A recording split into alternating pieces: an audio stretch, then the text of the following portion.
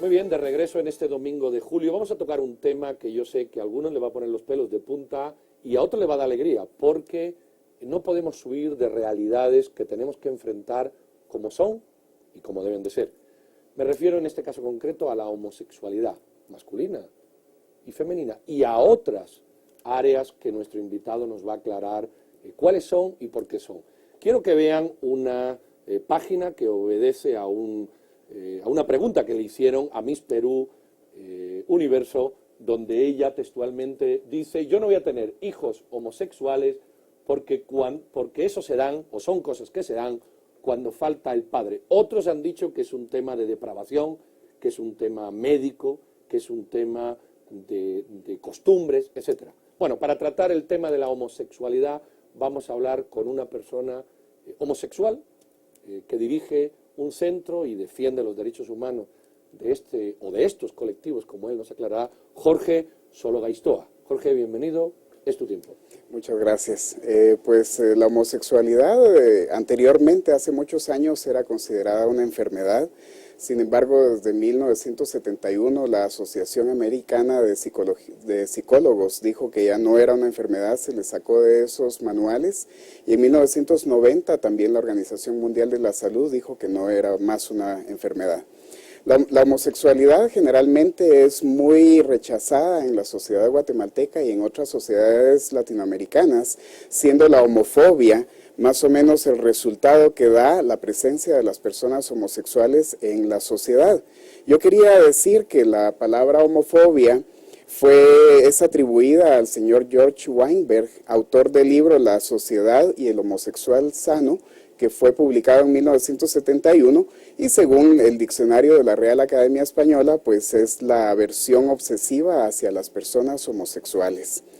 La homofobia desde el punto de vista psicológico es como el pánico, como aquella situación que pone a las personas en muchísima alerta por la presencia de personas homosexuales, y eso ocasiona crímenes de odio, aquellas situaciones en donde las personas pueden ser agredidas físicamente, emocionalmente y psicológicamente también por esa situación.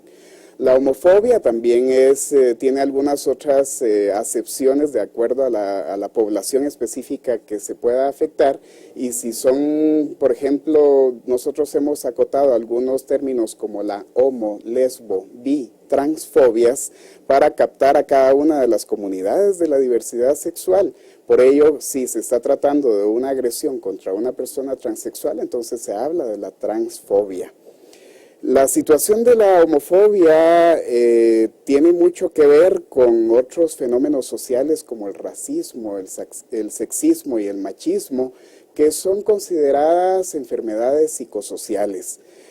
A pesar de que a veces se entiende que la persona que hace una actividad que vaya en contra de una persona por su homosexualidad, realmente no es esa persona, sin quitarle la responsabilidad individual de sus actos, realmente es el Estado el que tiene la responsabilidad colectiva de hacer todas las situaciones y todas las políticas públicas para evitar que la sociedad incurra en este tipo de acciones de discriminación.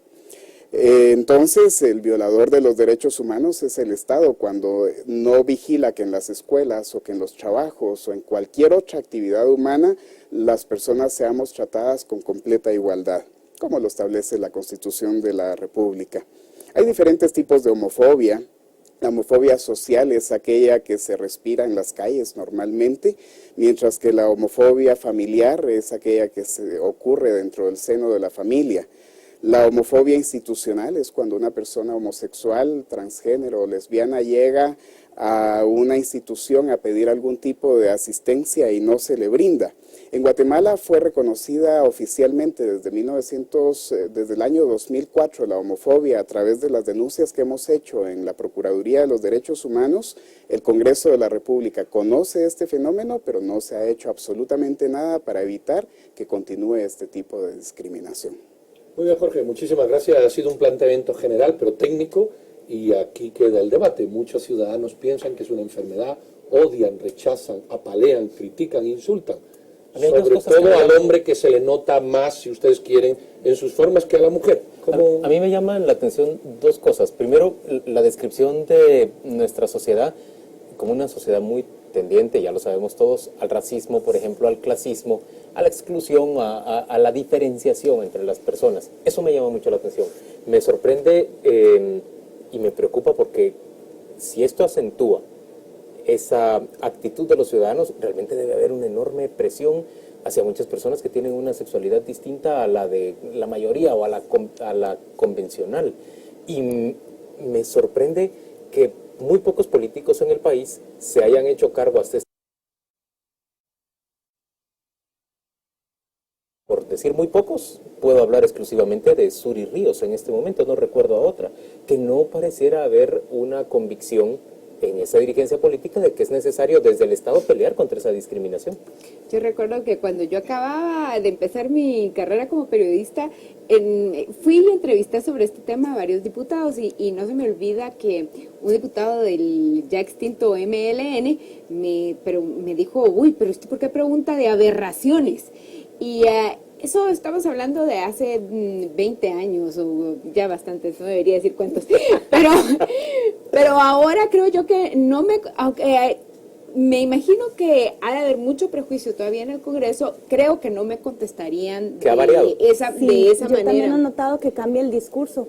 Jorge no lo mostró, quizás lo vemos en su conclusión, pero yo sí noto una apertura de la sociedad, en buena parte yo lo atribuyo a la influencia de la televisión por cable, a las personas homosexuales que están cercanas a nosotros, en los trabajos, en los estudios, en los centros de encuentro o de diversión, la gran cantidad de bares y discotecas para homosexuales que hay actualmente, la apertura que hay en los mismos medios de comunicación para tratar este tema. Yo hace como 10, 11 años, yo entrevisté justamente a Jorge porque él contrajo unión con su pareja.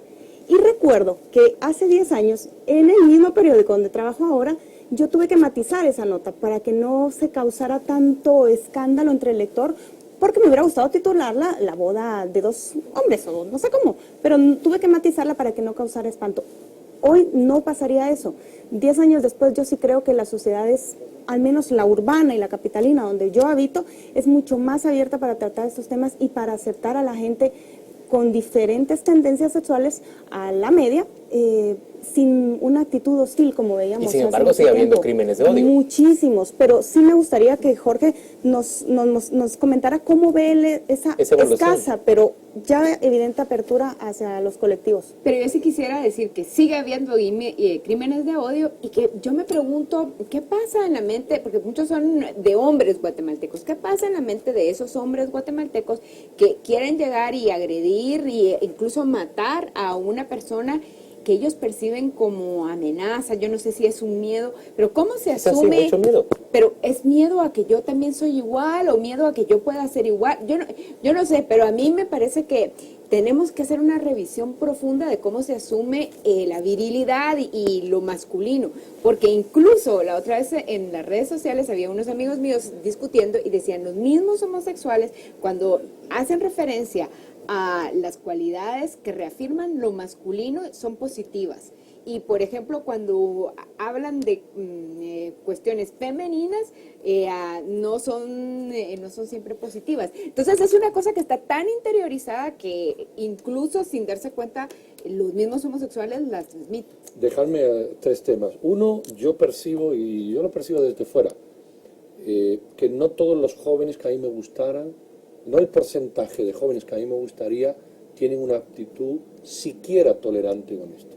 Yo veo todavía demasiados jóvenes, y por eso no lo entiendo, porque son jóvenes. Porque el que no es joven, evidentemente, viene de una educación más antigua y es más difícil. Yo todavía veo un porcentaje demasiado alto de jóvenes que rechazan al homosexual. Lo segundo es que me parece muy importante la apertura de la televisión y las películas. Hemos visto películas, hay series, hay una serie española preciosa que se llama Aquí no hay quien viva, donde hay una pareja de homosexuales tratado con una dulzura increíble, con una forma de comunicación que es incluso para niños, que los niños lo pueden ver, que es una aceptación normal. Me parece genial. Eso que acabas de decir, a mí me preocupa tanto ese rechazo de las personas a que los niños perciban que existe el homosexualismo o la homosexualidad. No, mis hijos lo ven. Como si eso fuera un riesgo de Correcto, que ellos... por eso. Entonces viene la actitud que yo quería decir de los padres. yo a mis hijos vemos esto y les encanta la serie. Y ven en esa, hay otra serie no recuerdo el nombre de la película, es original francesa, muy correcta, de una relación madura, muy para todos. Y yo creo que esto está ayudando. Pero yo sí creo que a veces hay una cierta forma agresiva. Yo, por supuesto que a mí no me daría, que mis hijos vean la realidad no me molesta, pero a veces hay una forma un poco agresiva de presentar las cuestiones sexuales. Y no hablo solo de homosexuales, sino también la sexualidad que a mí me agrede y que a mí me parece no estoy de acuerdo. ¿Le damos las conclusiones? Vamos a las conclusiones, Jorge. Bien, las conclusiones que tengo a partir de la plática de ustedes es que estamos en una sociedad excluyente por muchas razones, ¿verdad? Hay muchas personas que por diferentes causas sufren de exclusión social.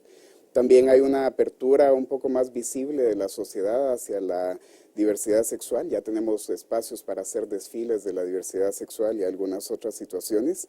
Pero dentro de las mismas comunidades de la diversidad sexual también hay una situación de homofobia internalizada que prácticamente es nuestro mayor obstáculo, puesto que las mismas personas sufren de ese tipo de discriminación que la hacen en contra de otras personas de la misma comunidad. Finalmente, solo quisiera decir o recalcar que es el Estado de Guatemala el que es directamente responsable de hacer condiciones estables dentro de la sociedad para que este tipo de situaciones no continúen adelante. Muchas gracias, Jorge. Pues es un buen momento para cerrar este tema, que ustedes lo sigan discutiendo. Creo que es una discusión pendiente en el país y vamos a regresar al rato con otros temas de interés. No se vayan.